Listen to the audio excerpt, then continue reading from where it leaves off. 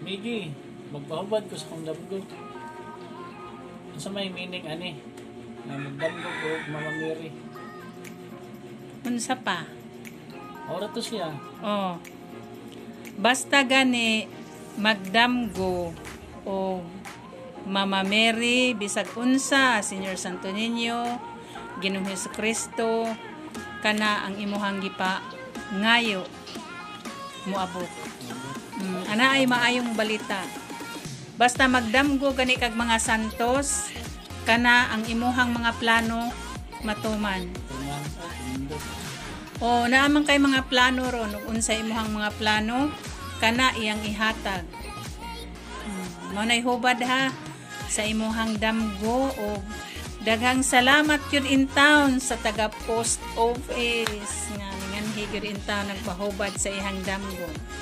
O daghang salamat. Thank you for watching.